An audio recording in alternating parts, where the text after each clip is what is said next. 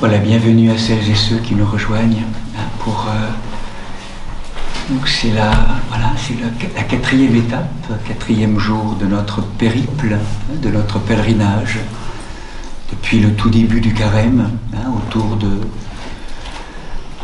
cette marche qui nous conduit vers Pâques, et encore une fois pour dynamiser ou pour vivifier notre vie en Église et en lien avec ce climat particulier du grand carême, moment, vous le savez, où nous densifions, nous sommes invités à densifier notre relation au Seigneur, en le remettant au centre de notre vie.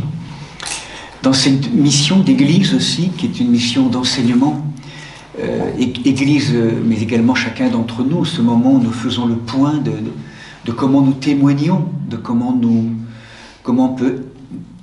nous évangélisons, pas par la parole, mais aussi par notre comportement ou par le silence qui est le nôtre, différentes manières d'évangéliser. Donc le carême comme un moment d'interrogation, d'interpellation de notre rencontre, relation avec le Seigneur, pour que ça ne reste pas simplement qu'une idée intellectuelle de notre chemin, véritablement un saisissement du Seigneur qui nous transforme.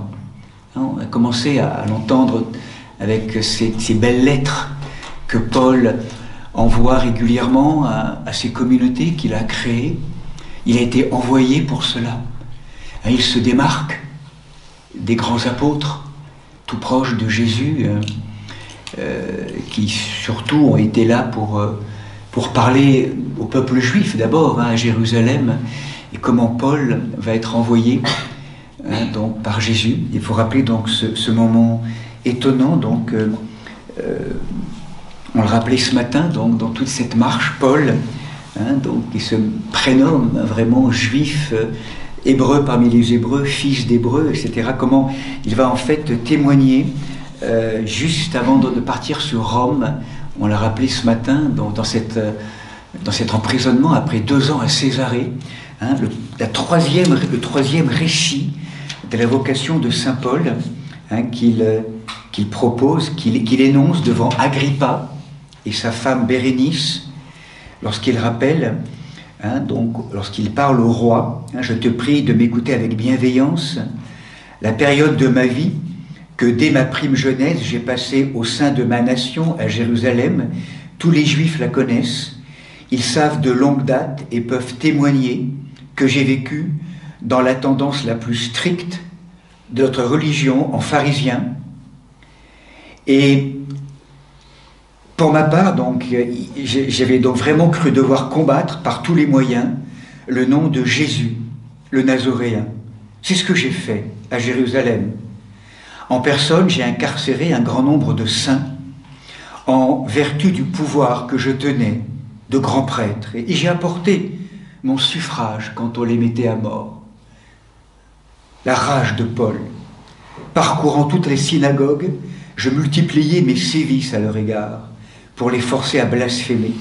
Au comble de ma rage, je les poursuivais jusque dans les villes étrangères. Et c'est ainsi que je me rendais un jour à Damas avec les pleins pouvoirs des grands prêtres.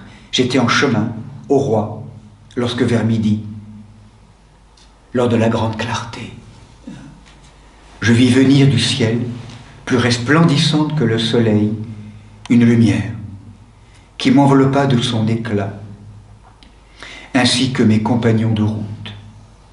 Nous sommes tombés à terre, tous, et j'entendis une voix me dire, en hébreu, en langue hébraïque, « Shaoul, Shaoul, pourquoi me persécuter ? Il t'est dur de te rebiffer contre l'aiguillon. » Et je répondis, « Mais qui es-tu, Seigneur ?» Le Seigneur reprit, « Je suis Jésus. C'est moi que tu persécutes à travers tous ces enfants, tous ces frères et sœurs de la communauté. Relève-toi, debout sur tes pieds. Voici pourquoi en effet je te suis apparu. Je t'ai destiné à être serviteur et témoin de la vision où tu viens de me voir, ainsi que d'autres visions où je t'apparaîtrai encore. Je t'envoie vers les nations païennes pour leur ouvrir les yeux, les détourner des ténèbres vers la lumière, de l'empire de Satan vers Dieu, afin qu'ils reçoivent le pardon des péchés et une part d'héritage avec les sanctifiés par la foi en moi. Dès lors, roi Agrippa, je n'ai pas résisté à cette vision céleste. Donc à la fois l'effondrement de tout un système, brutalement, fraction de seconde. Shaoul, le pharisien dur, zélote, on le rappelait ce matin, il connaît tellement bien Shaoul, ce monde judaïsant qui régulièrement vient le rencontrer dans sa prédication désormais, et comment maintenant Paul, habité, brûlé, éclairé par la présence du Christ, n'a de cesse que de témoigner, que d'être habité de son Seigneur, et d'en parler, d'embraser le monde.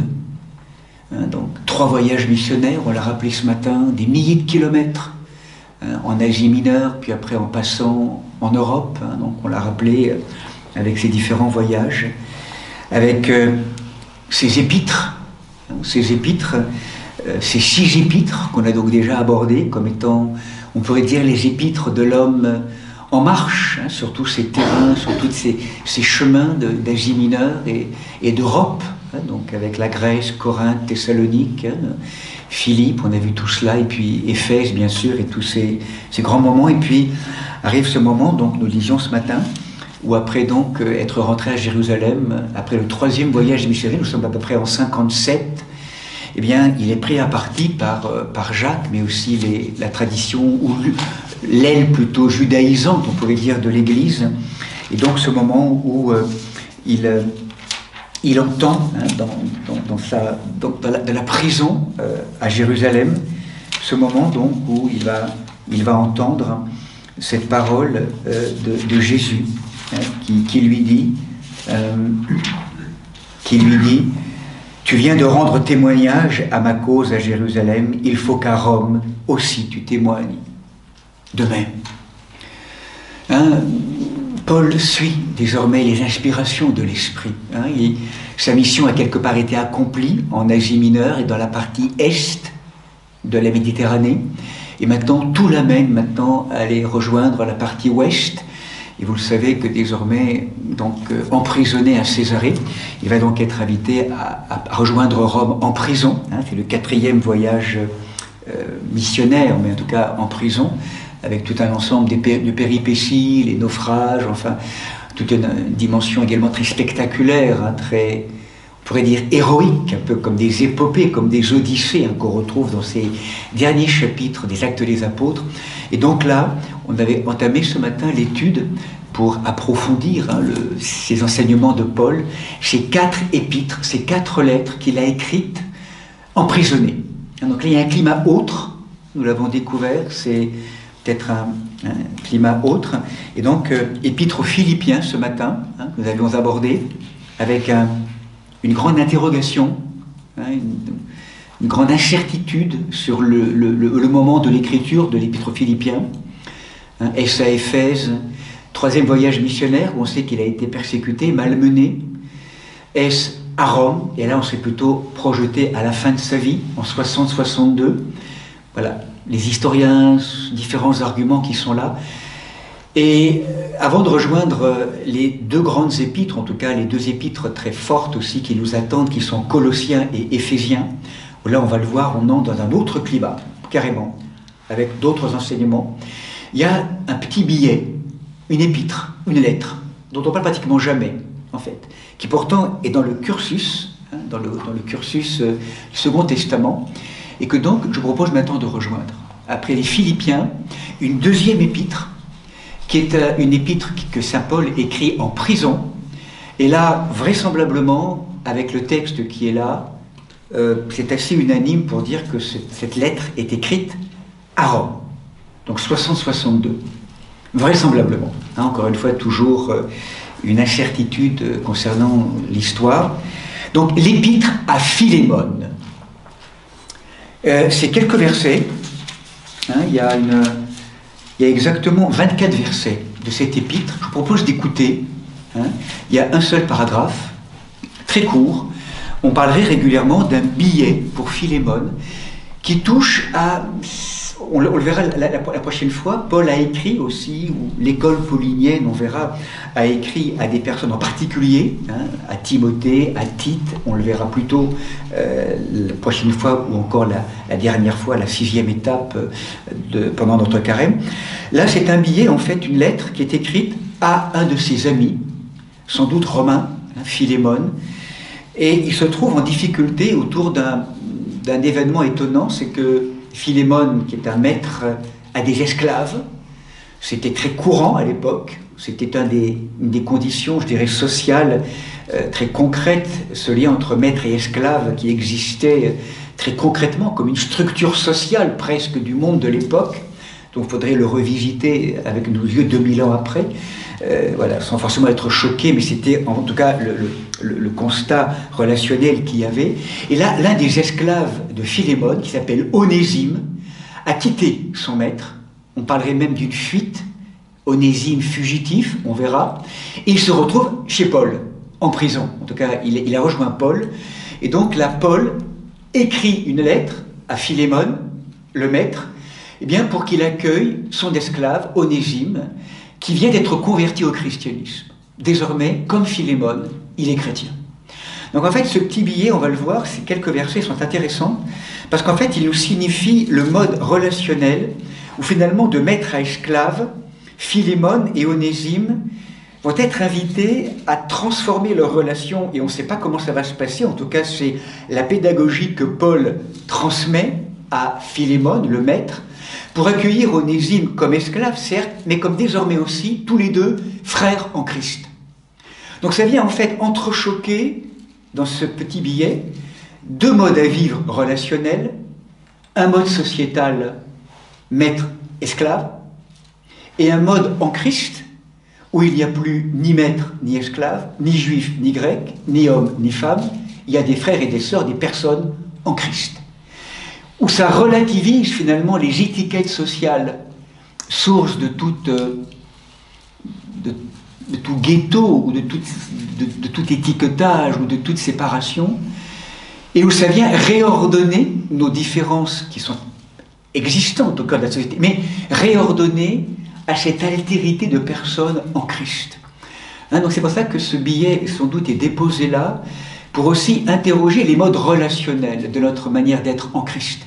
Et que si vraiment nous sommes fondés et que la présence du Christ devient vraiment cette présence en nous, et que nous réordonnons notre vie et notre monde intérieur à la présence du Christ, c'est comme si désormais toutes ces logiques d'infériorité, supériorité, de genre, je dirais, de richesse, de pauvreté, tout ça s'édulcore au profit que tous ensemble nous sommes habités de talents et de charismes particuliers et singuliers, des cellules vivantes d'un même corps, au service les uns des autres.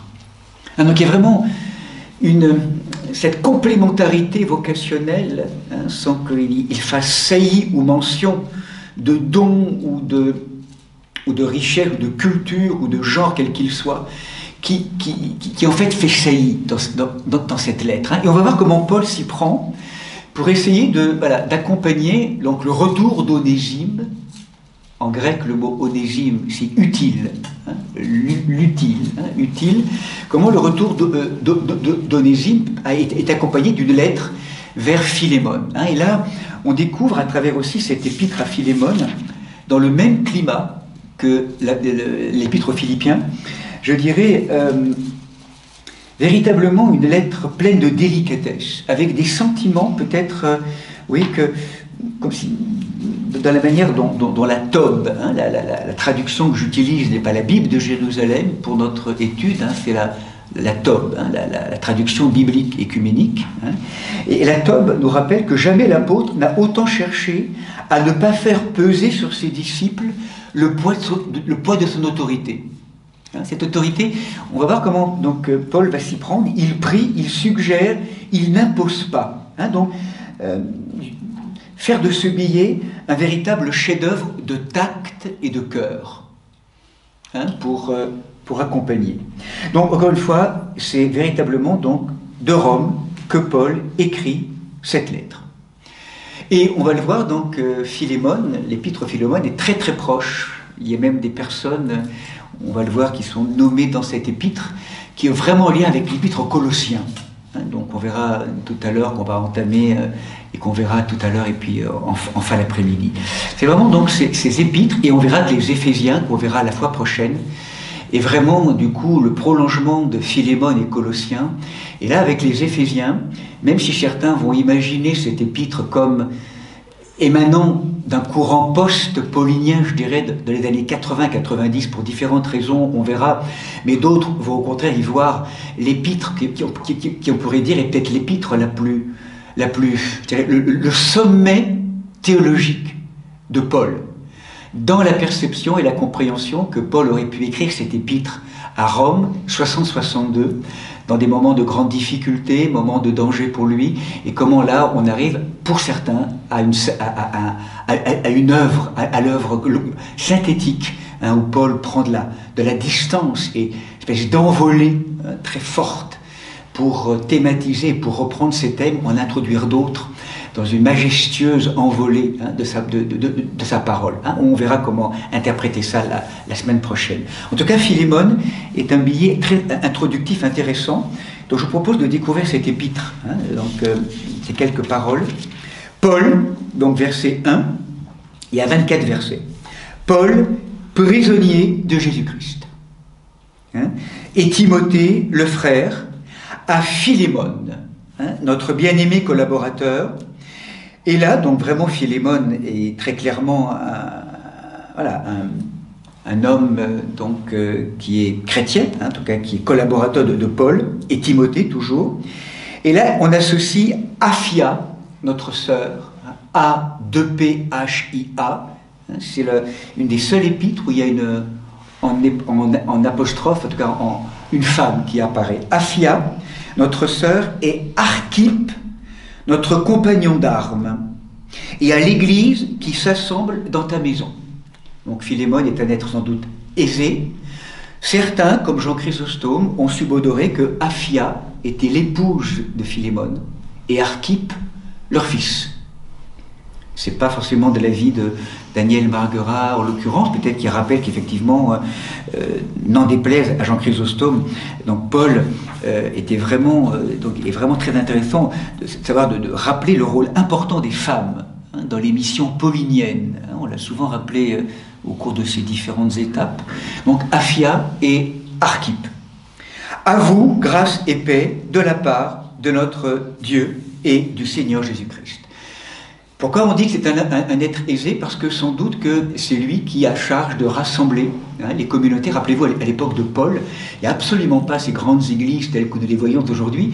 On est dans des communautés petites, de 20, 30, 40, 50 personnes maximum.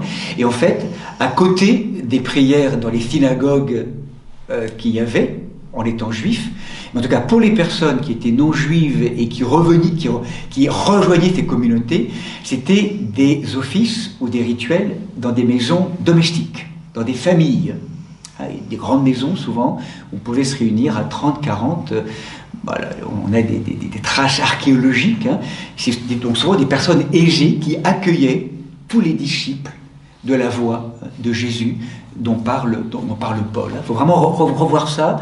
Et reformater cela donc dans des logiques de maison, et que c'était dans les cadres de maison que se signifiaient les rencontres, les enseignements et la fraction du pain.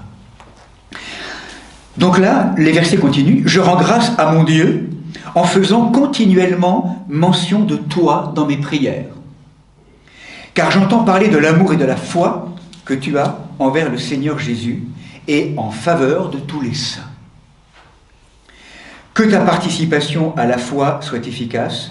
Fais donc connaître tout le bien que nous pouvons accomplir pour la cause du Christ.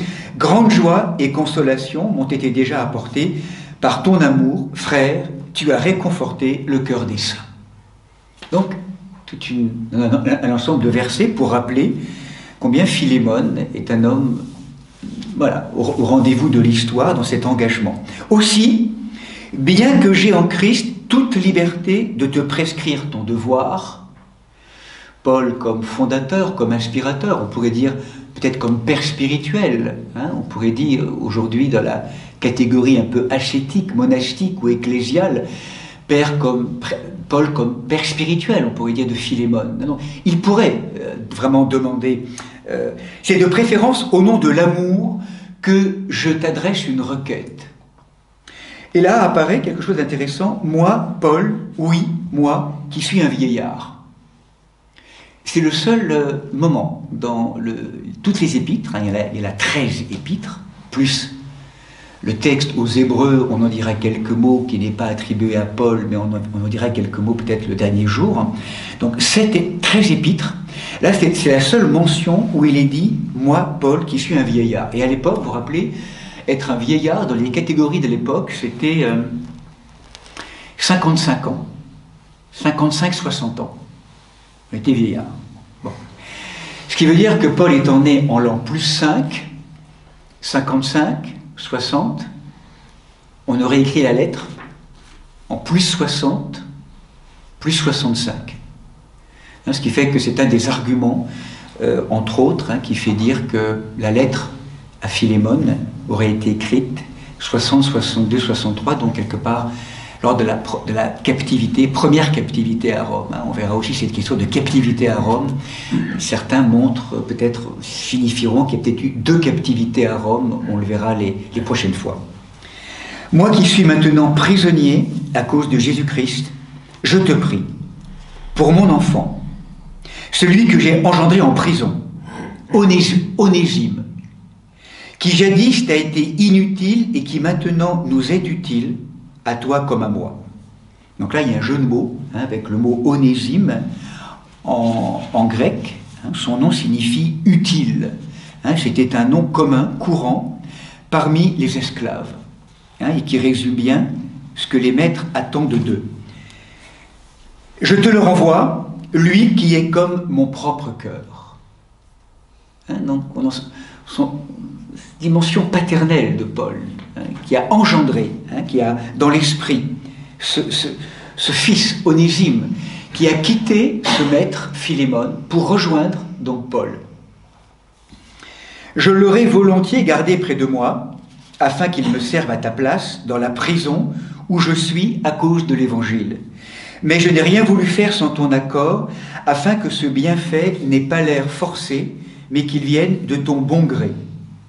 Finalement, peut-être Onésime n'a-t-il été séparé de toi pour un temps, qu'afin de t'être rendu pour l'éternité. Et là, les questions vont bon train dans les exégèses. Hein, c'est pourquoi Onésime a quitté Philémon. Hein, on a régulièrement présenté cette épître comme Onésime comme fugitif. Hein, donc dans cette dimension, donc voilà cette dimension très forte, hein, je dirais et donc de savoir qu'à l'époque, encore une fois, on va le voir, on a beaucoup reproché à Paul, en tout cas certains partisans, politisant peut-être ou instrumentalisant ce message, ont beaucoup reproché à Paul de ne pas avoir contesté l'esclavagisme dans lequel était Onésime par rapport à Philémon.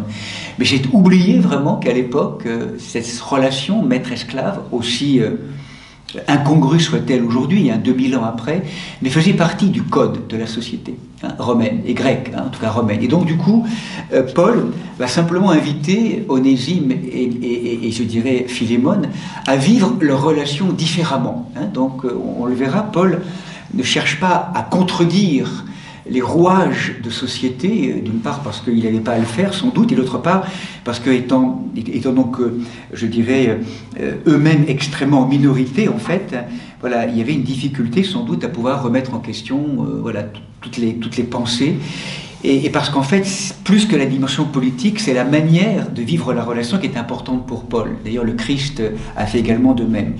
Donc c'est là où finalement, donc, le cas Onésime, était-il un fugitif? Et là, ce qui est important, c'est que l'état d'esclave fugitif est juridiquement très menacé, parce qu'un esclave qui est fugitif, pratiquement ne peut pas revenir sans danger pour rejoindre son maître, au niveau juridique. Hein, ça peut être une peine de prison, et voire même des choses également plus graves. Donc du coup, Paul est quelque part embêté aussi, parce que il reçoit cet esclave, il connaît Philémon. Donc qu'est-ce qui s'est passé entre Philémon et Onésime pour que Onésime ait voulu quitter son maître et rejoindre Paul, pour prendre refuge après Paul, chez Paul. Et là on voit que Paul est en même temps embêté, en même temps il veut rendre Onésime à Philémon, parce qu'il ne veut pas être complice simplement d'un mécanisme qui ne serait pas du tout juste, mais surtout un cas de figure qui apparaît et qui était prévu par le droit romain, et qui correspond mieux aux données du texte, c'est qu'en fait, il y avait la possibilité pour un esclave de prendre un refuge chez l'ami du maître. Un esclave en conflit avec son propriétaire pouvait aller chercher protection auprès d'un ami qui du coup va intercéder en sa faveur auprès du maître. Et c'est vraisemblablement dans ce climat-là, hein, je dirais, de cette hypothèse-là que Onésime est parti rejoindre Paul. Il y a un différend entre Onésime et Philémon, et donc Paul a accueilli Onésime. Voilà, il l'a accompagné, hein, dans ce retournement. Donc, je n'ai rien voulu faire sans ton accord, afin que ce bienfait n'ait pas l'air forcé. Peut-être Onésime n'a-t-il été séparé de toi que pour un temps, qu'afin de t'être rendu pour l'éternité, non plus comme un esclave, mais comme bien mieux qu'un esclave, un frère bien-aimé. Il l'est tellement pour moi, combien plus le sera-t-il pour toi, et en tant qu'homme et en tant que chrétien. Si donc tu me tiens pour ton frère dans la foi, reçois-le, comme si c'était moi. Et si il t'a fait quelque tort ou s'il a quelque dette envers toi, porte cela à mon compte. C'est moi, Paul, qui l'écris de ma propre main, c'est moi qui paierai. Et je ne te rappelle pas que toi, tu as aussi une dette envers moi, et c'est toi-même. Allons, frère, rends-moi ce service dans le Seigneur, donne à mon cœur son réconfort en Christ. C'est en me fiant à ton obéissance que je t'écris, je sais que tu feras plus encore que je ne dis. Donc là, vous sentez, ce qui est en train de se passer, c'est que certains ont pu, comme je le disais, en fait, concrètement, donc, hein, Paul envoie cette lettre. Il ne donne pas d'ordre, et en même temps, au nom de l'amour et au nom de l'être chrétien qui les réunit tous les trois désormais, il convoque Philémon à une forme de responsabilité d'accueil et de renouveler ou de régénérer le lien qui peut le relier à son esclave, qui est Onésime. Donc, Paul, donc je dirais, voilà, argumente dans ce sens-là. Et en fait, là où certains, je dirais, ont interprété ce billet comme étant une forme d'approbation de l'ordre social chez Paul, ne voulant pas se mettre en danger, au contraire, d'autres, et je pense en particulier à une réflexion que propose Daniel Marguerat, émanant d'un évêque anglais du 19e siècle, qui regardait ce texte au contraire comme un manifeste en faveur de l'abolition de l'esclavage. Comme si finalement le mot n'a pas été dit par Paul, mais derrière ce mot, c'est comme s'il y avait l'appel à une forme d'émancipation de cet homme prisonnier. Hein, le mot n'est pas dit, et en même temps, tout en n'invitant pas Paul à l'affranchissement de son esclave, en n'invitant pas Philémon, parce que ce n'est pas le cadre, l'affranchissement de cet homme, pourtant, dans le billet qu'il envoie quelque part, à travers cette posture nouvelle que l'être en Christ, qui réunit ces deux êtres, réordonne, il invite Philémon et Onésime à de nouvelles relations. Le nouveau, quelque chose de nouveau. Hein, et où là, donc, à l'encontre, donc, on pourrait dire que Philémon, cette épître au Philémon, n'est pas peut-être simplement, comme certains le disaient, une espèce de charte de la stabilité sociale où on ne bouge pas. C'est pour certains peut-être le ferment en même temps de quelque chose de nouveau, d'une forme même, je dirais, de subversion, d'un changement de paradigme politique. à travers cette épître. Donc ça, effectivement, on le verra, en tout cas, ce qui est important, et ça on le reverra beaucoup avec Paul, hein, ça on le répète bien, Paul n'a jamais dit ce qu'il fallait faire exactement à travers des règles très strictes, il a proposé une éthique de responsabilité. Hein, une manière vraiment donc de pouvoir être, comment Paul et Philémon pourront-ils être frères en Église et maîtres esclaves à la maison. C'est intéressant ça, de tenir ensemble les deux. Frères en Église et maîtres esclaves dans les relations. Tenir ensemble ces deux aspects. Et là, Paul ne dit rien d'autre que cela, c'est expérimenter. Expérimenter, peut-être une manière nouvelle d'être ensemble. Hein, et que peut-être cette tension qu'il y a entre, je dirais, l'aspect social et l'aspect chrétien, relationnel, va être désormais un élément d'information, d'expérience à vivre. Hein, donc là, il y a vraiment quelque chose d'intéressant qui est proposé là, en fait. C'est vraiment aujourd'hui, et c'est peut-être pour ça aussi que ce billet est là inscrit, où en partant d'un exemple très concret, très simple, personnel, Paul a souhaité que ce soit diffusé dans toutes les églises pour faire une réflexion ou interpeller les êtres sur l'être en église. Hein, la manière d'entrer en relation en église, l'être en église que l'on appelle la koinonia, comment être ensemble, homme-femme, dans cette dimension en Christ, sous-tendu pourtant par des relations sociales et humaines qui peuvent être un peu clivantes, ou en tout cas dans des oppositions, mais comment il y a ce passage, cette transfiguration d'une relation sociale qui pourrait être clivante et étiquetante, ou en tout cas séparante, ou pour rejoindre un lieu où il n'y a plus ni homme, ni femme, ni esclave, ni homme libre, ni femme, ni juif, ni grec. Il y a des personnes en Christ, singulières, renées, régénérées, habitées d'une autre loi, qui n'est plus simplement la loi de la société, mais qui n'est pas la loi du monde, mais qui est la loi du royaume, la loi de l'Esprit Saint. Un reformatage de nos relations. C'est un enjeu. C'est comment en même temps continuer à être fidèle, pas simple, à la loi du monde, dans une forme de sauvegarder ou pas, ça dépend en tout cas les relations et les modes à vivre du point de vue de la loi du monde. Et là, Paul invite Onésime et Philémon à vivre une relation selon la loi de l'esprit, donc loi du royaume. Vous sentez, là ce qui est intéressant aussi au passage finalement, c'est que on change de paradigme. Et je crois que c'est l'enjeu pour les temps actuels. La loi de l'ancien monde, maître, esclave, riche, pauvre, exclu, dominant, dominé, c'est la loi de la relation binaire, où il n'y a pas d'alliance possible. On fait alliance, on est en confusion, on ne se mélange pas, surtout pas se mélanger, bien sûr, ça c'est pas le sens du mélange, mais par contre, nos différences peuvent être telles, dans les clivages de société ou même d'idées, qu'on se sépare, qu'on s'exclut. Confusion, on utilise l'autre pour en faire un autre moi-même, ou bien on le manipule. Des relations en mode duel où il n'y a pas le tiers, où il n'y a pas le grand troisième qui est là au milieu de nous. Et là c'est l'échec relationnel.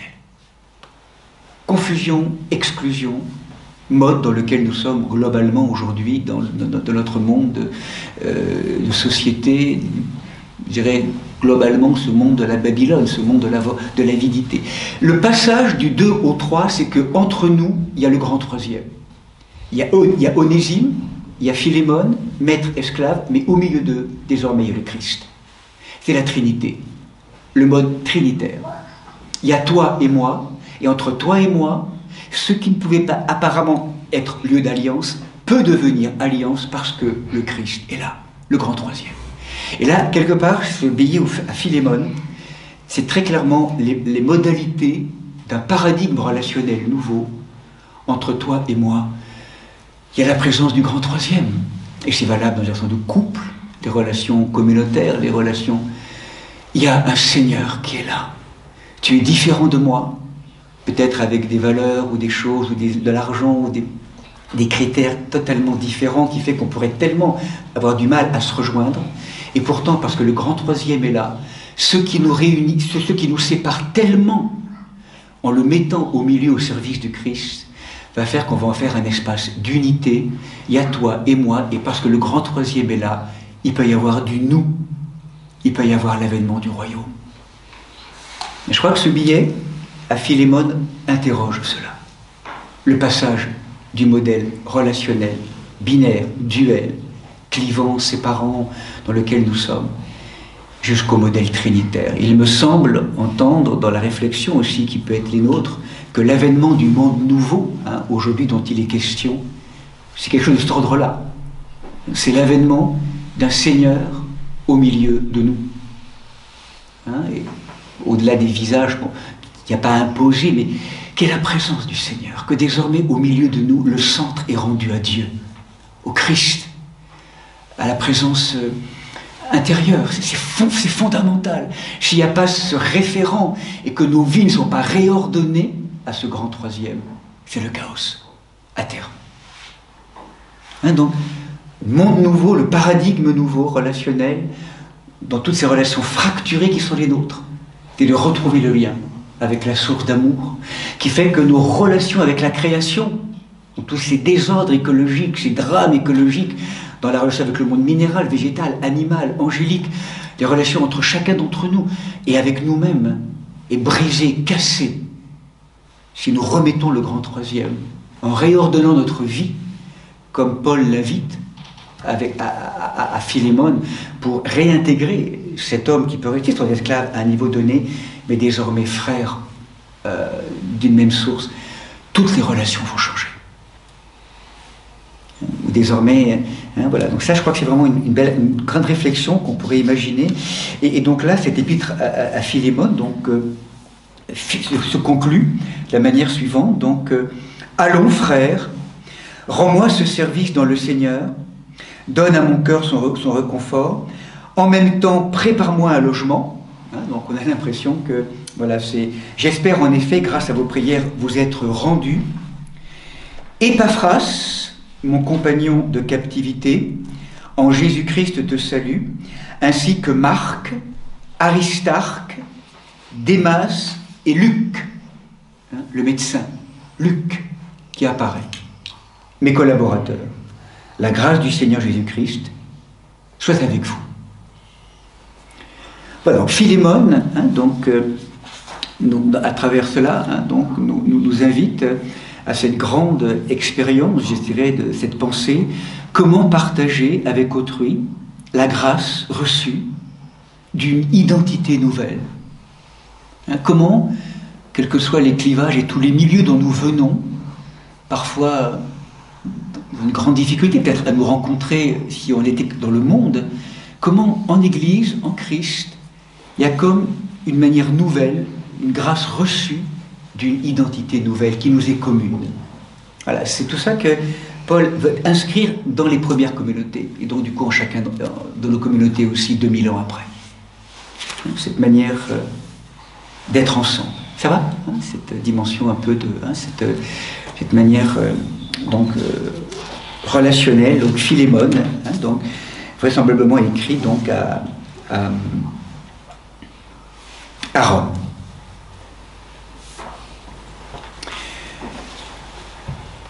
Voilà, ceci étant posé, si vous le voulez bien, peut-être encore un petit quart d'heure, 20 minutes, avant la pause de tout à l'heure à 15h30.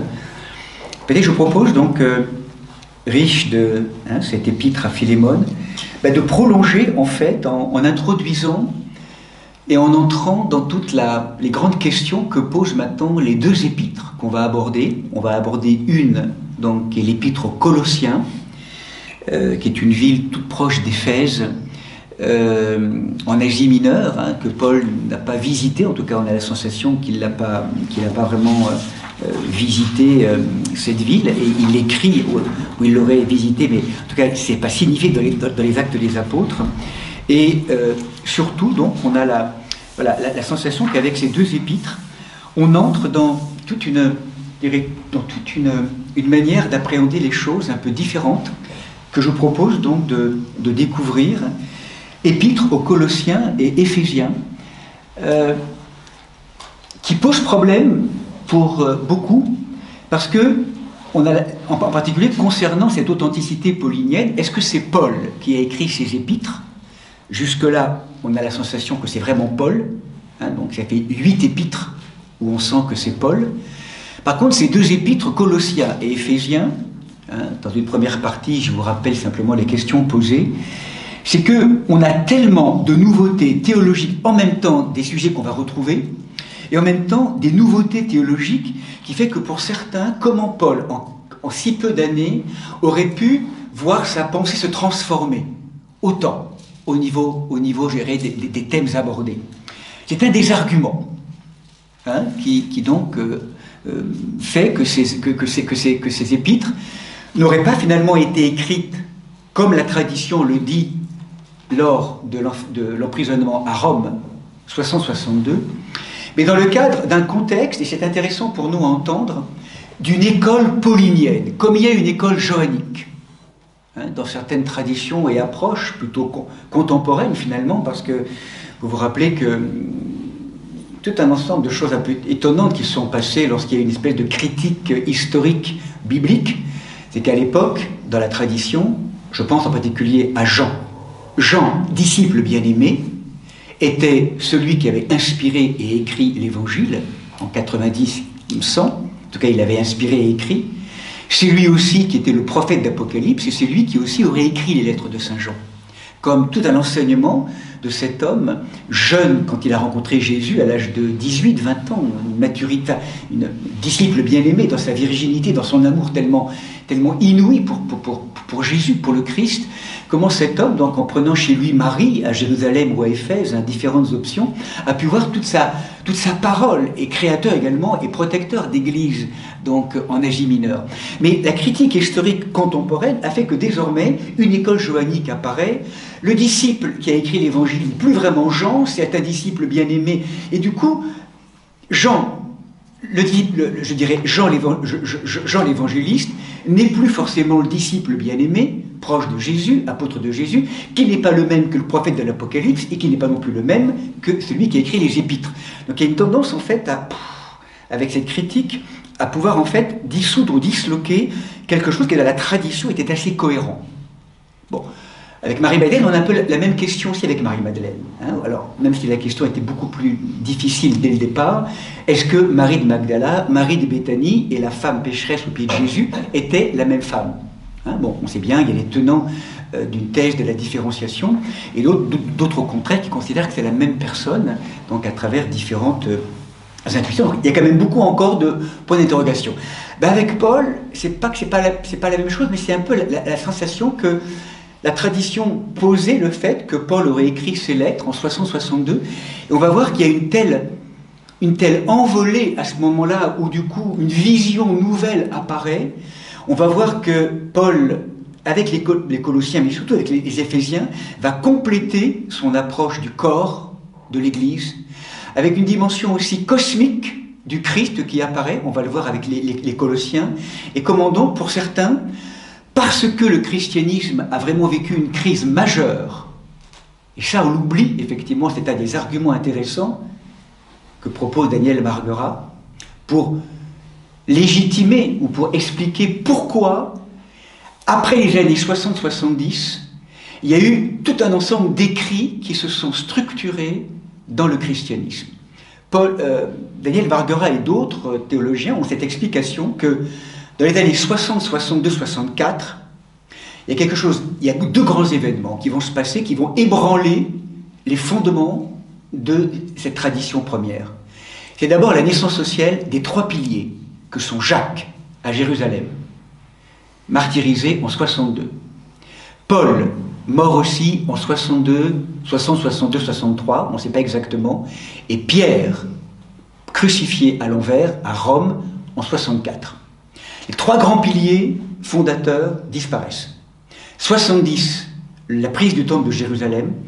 C'est comme si dans cette espèce de vacillement des structures judéo-chrétiennes, il y a cette tentative pour les continuateurs et les prolongateurs de ces disciples de mettre par écrit sous forme d'une pseudo-épigraphie qui était très classique à l'époque, au nom de ces têtes et au nom de ces chefs, au nom de ces chefs inspirateurs, inspirants, nous écrivons en resynthétisant leurs enseignements et en proposant une synthèse qui permette de les faire exister auprès des communautés en difficulté à ce moment-là, à la fin du 1er siècle. Donc c'est un petit peu toute cette hypothèse d'une écriture de Colossiens ou Éphésiens après, hein, donc dans les années 70 ou 80, qui est donc un des aspects historiques, un des arguments historiques de reprojeter l'écriture de ces épîtres après.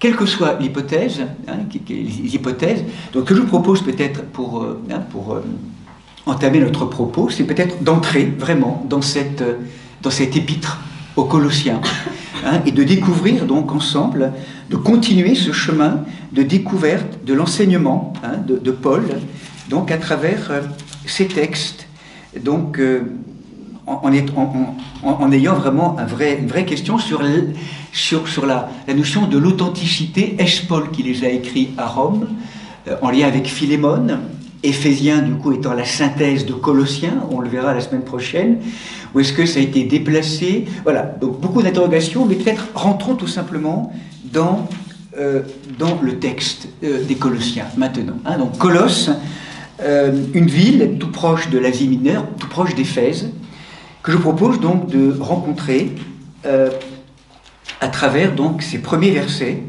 et puis donc voilà, et cet hymne magnifique, hein, qui va également apparaître aux Colossiens, qui est l'élément central, hein, de cette épître, comme on va le rappeler. Donc, premier verset, verset 1, chapitre 1, Paul, apôtre de Jésus-Christ, par la volonté de Dieu, et Timothée, toujours le frère, hein, qui est là, au sein de Colosse, frère fidèle en Christ, à vous, grâce et paix, de la part de Dieu, notre Père. Comme toujours, une action de grâce, hein, qui commence. Nous rendons grâce à Dieu, Père de notre Seigneur Jésus-Christ, dans la prière que nous ne cessons de lui adresser pour vous. Nous avons appris en effet votre foi en Jésus-Christ et l'amour que vous avez pour tous les saints, à cause de l'espérance qui, dans les cieux, vous attend. Cette espérance vous a été annoncée par la parole de vérité, l'évangile, qui est parvenu jusqu'à vous. Et tout comme il porte du fruit et s'accroît dans le monde entier, de même fait-il parmi vous, depuis le jour où vous avez reçu et connu dans sa vérité la grâce de Dieu, selon l'enseignement que vous a donné Épaphras. Donc ce n'est pas Paul qui a évangélisé ou informé Colosse, hein, c'est son disciple, son collaborateur, Épaphras, qu'on a déjà vu, hein, tout à l'heure dans l'épître aux Philippiens et également à Philémon. Notre ami et compagnon de service qui nous supplée fidèlement comme ministre du Christ. Voilà pourquoi, de notre côté, du jour où nous l'avons appris, nous ne cessons pas de prier pour vous et nous demandons à Dieu que vous ayez pleine connaissance de sa volonté, toute sagesse et pénétration spirituelle, pour que vous meniez une vie digne du Seigneur, recherchant sa totale approbation. Et vous aurez alors une activité tournée vers le bien et féconde dans tous les domaines. Hein, donc, à partir du moment où nous nous tournons vers le Seigneur, toutes les activités, tous les domaines vont être fécondés par cette présence d'une activité tournée vers cette source. Hein, proston theon. Par la connaissance de Dieu, et vous serez fortifiés à tous égards, par la vigueur de sa gloire, et ainsi amenés à une persévérance. Voilà, et là donc je vous propose d'entrer, et on le posera comme cela, ce cantique qui apparaît, comme il y avait eu un cantique aux Philippiens, là on pourrait dire, un chef-d'œuvre qui apparaît là maintenant, dans l'épître aux Colossiens, qui est une hymne, on pourrait dire, au Christ cosmique. Une merveille. Hein, cette élévation, ou là, de la sensation que Paul, enchaîné à Rome, ne pouvant plus vraiment marcher, ou en tout cas étant en garde à vue, on pourrait dire, hein, dans cette maison, dans sa contemplation, marche à l'intérieur de lui-même.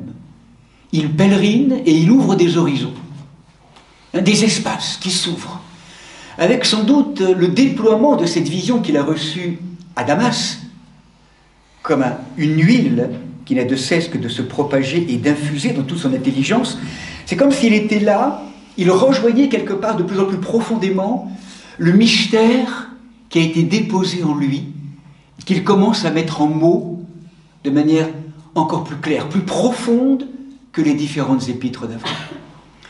Ça se prolonge. C'est pour ça que je trouve cette idée que ce soit Paul qui l'ait écrite, mais en fin de vie, il est un vieil homme, un vieillard, comme il écrit à Philémone, une espèce de maturité de la parole qui fait que depuis 30 ans maintenant, 30-35 ans qu'il a vécu cette expérience, elle n'a eu de cesse que de travailler et d'ouvrir des espaces dans son cœur. Et là, cet hymne, donc, entendons-le, c'est le cantique au Christ, chef de l'univers. Avec joie, rendez grâce au Père, qui vous a permis d'avoir part à l'héritage des saints dans la lumière. Il nous a arrachés au pouvoir des ténèbres et il nous a transférés dans le royaume du Fils bien-aimé ou du Fils de son amour. Toujours cette Pâque, ce passage, il nous arrache. C'est une Pâque, il nous arrache à l'ancien monde, à cette terre d'esclavage, et il nous transfère dans le royaume du Fils bien-aimé, en qui nous avons la délivrance et le pardon des péchés. Et là donc arrive ce texte que je vous propose de recevoir, qu'on approfondira tout à l'heure après la pause. Il est l'icône du Dieu invisible. L'image, l'icône du Dieu invisible. Premier-né de toute créature. Car en lui, tout a été créé, dans les cieux et sur la terre, les êtres visibles comme les invisibles, trône, souveraineté, autorité, pouvoir, tout est créé par lui et pour lui, et il est, lui, par devant tout. Tout est maintenu en lui. Voilà, là, comme jamais, Paul inscrit le mystère du Christ, comme vraiment archétype de toute la synthèse, comme le rappellera saint Maxime le Confesseur, bien des siècles après. Et il est, lui, la tête du corps, qui est l'Église. Prolongement, pour la première fois aux Colossiens, où l'Église est un corps, et là le mot qui est là, c'est le mot képhalé en grec, la tête. C'est le principe du corps. Le Christ défini comme la tête du corps, comme il prolonge vraiment la contemplation, comme un accomplissement de cette parole aux Éphésiens de l'Église comme le corps. Il est le commencement, le premier-né d'entre les morts, afin de tenir en lui le premier rang. Car il a plu à Dieu de faire habiter en lui toute la plénitude et de tout réconcilier par lui et pour lui, et sur la terre et dans les cieux, ayant établi la paix par le sang de sa croix.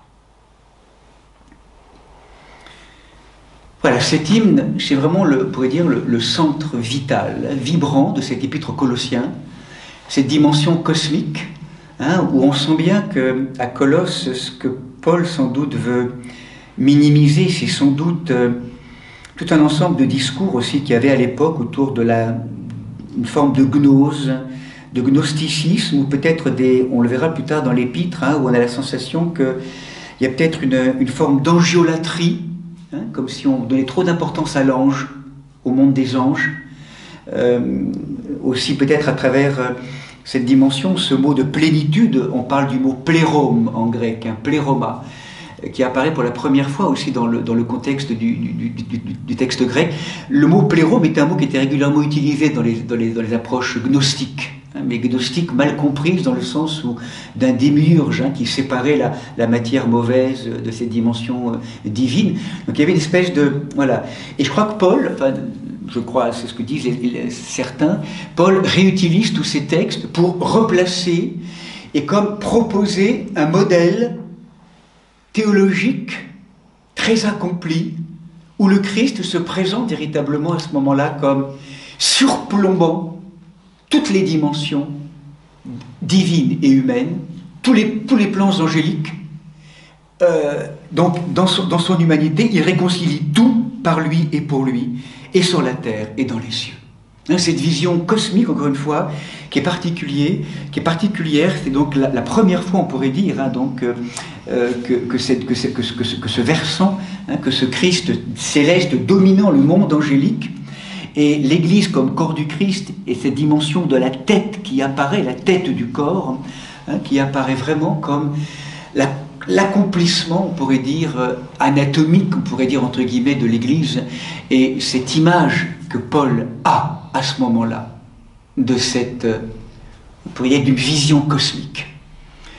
C'est peut-être le prolongement avec des mots de ce qu'il a reçu lors de son éblouissement à Damas.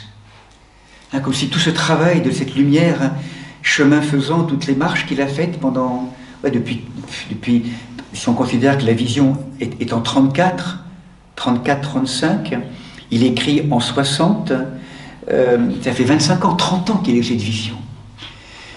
Cette vision n'a eu de cesse que de faire son chemin dans ses profondeurs. Et là, ce qu'il nous délivre vraiment, Paul, c'est comme une forme de synthèse, de quintessence de son expérience. Cette vision cosmique, si vous le voulez bien, nous le reprendrons tout à l'heure. On va faire une petite pause, un petit moment de silence. On suspend la parole. Nous sommes toujours en lien donc avec ces épîtres et ces enseignements que nous recevons de la part de Paul, donc emprisonné, captif, comme c'était le cas aux Philippiens et avec Philémon. Je propose simplement de laisser notre parole en suspension.